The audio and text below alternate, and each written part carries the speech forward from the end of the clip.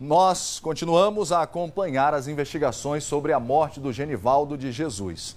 Ontem, familiares da vítima e testemunhas foram ouvidas pela Polícia Federal. E o nosso repórter Marcos Couto acompanhou. Olho no olho, bronca na tela.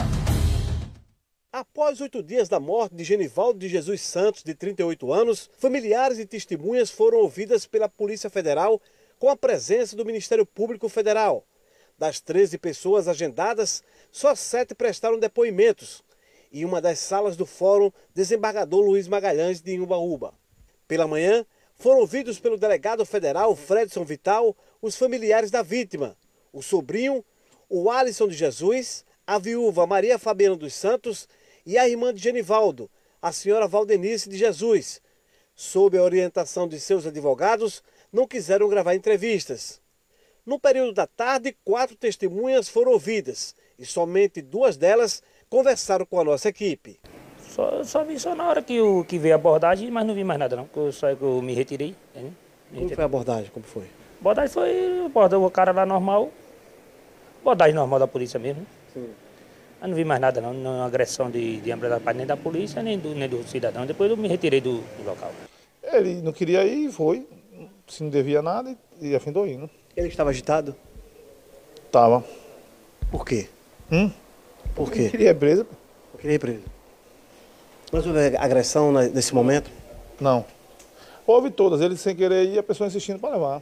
Os depoimentos serão anexados ao processo que apura as circunstâncias da morte de Genivaldo de Jesus, ocorrido no último dia 25 de maio deste ano, após uma abordagem desastrosa de policiais rodoviários federais às margens da BR-101. Era por volta das 18h40 quando foram encerradas as oitivas. O representante do Ministério Público Federal, procurador Rômulo Almeida, foi o primeiro a sair do fórum. O que o Ministério Público está apenas colaborando, para que a investigação colha o maior número de provas possível. Por enquanto é só isso, não posso adiantar mais nada. Foi dito pelas testemunhas e familiares? Esse tipo de pergunta eu não posso responder não, porque a investigação ainda está em andamento. Nós fizemos o acolhimento da família, conversamos fora desse ambiente de investigação para nos colocar à disposição da família, dos advogados e mostrar que a investigação está em andamento. E no final nós vamos ter um resultado. Tentamos ouvir o presidente do inquérito policial, delegado federal Fredson Vital, mas o mesmo preferiu silêncio. Rapidamente. Não, só fazer uma pergunta. Por favor. Eu quero falar com o senhor, doutor Vidal. Só uma pergunta, por favor. Para podermos entender melhor o que aconteceu naquele dia em que Genivaldo foi abordado por estar sem capacete, a nossa equipe foi ao local e conversou com algumas pessoas. Eu achei meio errado, não podia fazer assim não, né? Podia que ele, no caso, ele estava sem capacete, né? Ele prendia a moto, leva a moto que a gente sempre leva, né? As motos do... E quem pega sem capacete, leva para a delegacia a moto, né? E depois, pronto, né? Mas deixava ele ir para casa dele, né? Em paz, de pé, né? Qual o sentimento da população aqui? Rapaz, triste, né? Ele é uma pessoa boa, né? Nunca mexeu com ninguém. Ele antigamente vendia bilhete de moto. Ele é uma pessoa amigueiro. Essa parte assim, entendeu? Mesmo tendo problemas psicológicos? Não, ele não mexia com ninguém. Olha, esse caso continua tendo uma grande repercussão no mundo inteiro. Eu vou continuar aqui, viu, coronel, todos os dias e todos os meses perguntando por que é que esses agentes não estão presos ainda. Tem procedimentos técnicos, tem investigação, estão colaborando. Se fosse um cidadão comum, já estaria preso. Se fosse o contrário, o inverso, eles também já estariam presos. O que o cidadão, o homem de bem, o senhor que está me acompanhando e a senhora também, é uma pergunta muito simples. Na minha simples opinião e modesta opinião, eles cometeram um assassinato à luz do dia. E eles deveriam estar presos. Porque tem histórico, é profissional, é concursado, é da Polícia Federal, é da ONU, é do FMI, é de Marte, de onde for. Cometeu um assassinato, um crime cruel e bárbaro à luz do dia.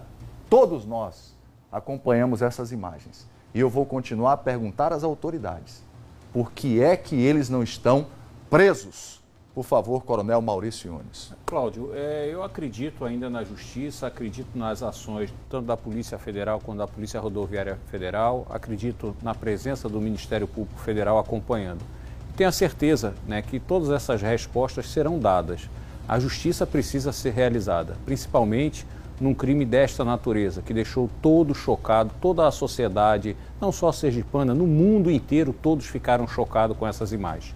Tenham certeza absoluta que as instituições irão sim tratar com o rigor necessário que se faz num caso dessa natureza, até porque alguns tópicos são importantes serem avaliados, principalmente, né, após a realização da perícia, o tipo de equipamento que foi utilizado, as condições do cidadão naquele momento. Então, tudo isso vai ser colocado, anexado ao inquérito. Eu não tenho dúvida que a justiça será realizada, não tenho a menor dúvida. Nós precisamos, mais do que nunca, acreditar que a justiça será feita, que os responsáveis irão responder por isso e que a sociedade possa, assim, acreditar na justiça, acreditar nas suas instituições mais do que nunca, e para que ninguém possa também, Cláudio, no momento de tão sofrimento, queira de alguma forma se aproveitar dessa situação. Esse momento é o momento em valorizar a família, ajudar a família, colaborar, as pessoas colaborarem com as instituições que estão apurando o fato, para que a gente possa chegar ao final com a justiça sendo realizada, Cláudio.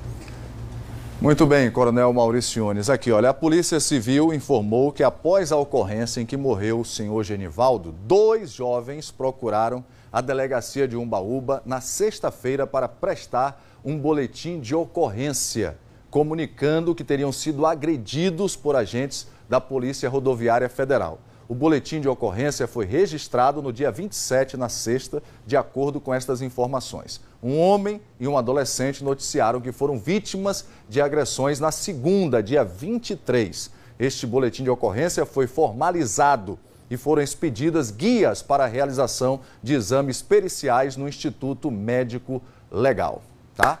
São novas informações que nós temos sobre o caso.